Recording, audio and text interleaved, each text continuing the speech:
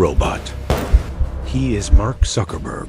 Imagine waking up one morning to realize that the entire world hates you. It's not just a little criticism, it is global mockery. Millions of people call you a soulless robot, an alien, or a lizard person. The biggest newspapers in the world run headlines declaring his empire is crumbling. Investors turn their backs, and your net worth evaporates by $100 billion, a sum larger than the GDP of many countries in just a few short months. That is exactly what Mark Zuckerberg faced in 2022. Back then, the Metaverse was considered a trillion-dollar joke. TikTok was eating Facebook alive, and Mark's image was tied to that infamous photo of his face covered in white sunscreen, stiff, awkward, and lifeless. Everyone thought the era of Zuckerberg is over. But they were wrong. Mark didn't collapse. He didn't go on Twitter to complain or play the victim. Instead, he chose a much colder, scarier form of revenge: silence and discipline, physical pain and mental stillness.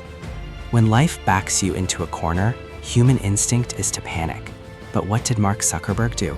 He stepped into an MMA cage.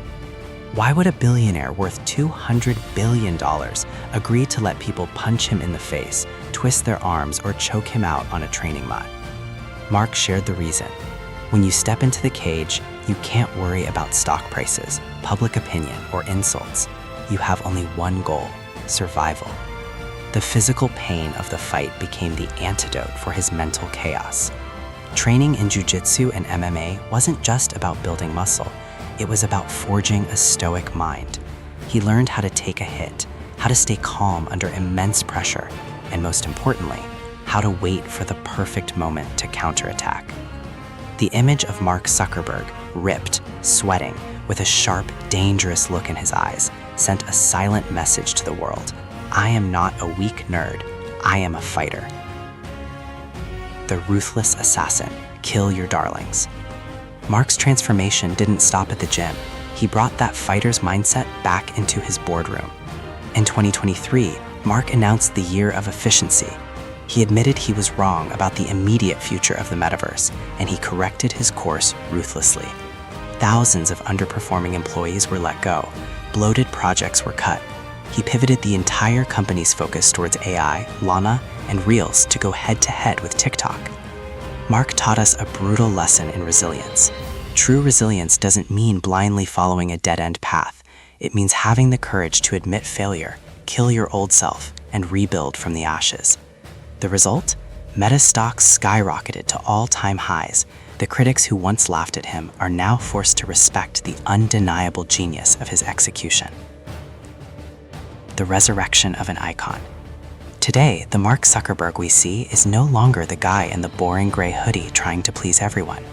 We see a Mark with curly hair, wearing gold chains and custom-designed t-shirts. We see a man raising cattle on beer and macadamia nuts, surfing with style, and ready to challenge Elon Musk to a cage match. He has become more relatable, more cool, and most importantly, unapologetically himself. When you stop caring about what others think and focus entirely on upgrading yourself, the world inevitably gravitates towards you. He went from being the most hated man in Silicon Valley to Zuck the Chad, a new icon of the tech world.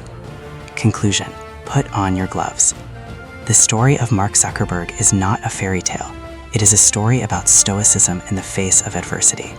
Life is going to hit you hard. You will fail. You will be criticized.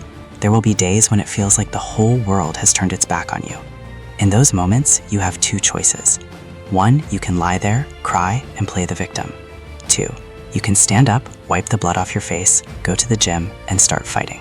Mark chose the second path. He couldn't control the stones people threw at him, but he could control how strong he became to withstand them. So, the next time you feel like giving up, remember the image of Mark Zuckerberg in the octagon. Don't bow your head. Stand up.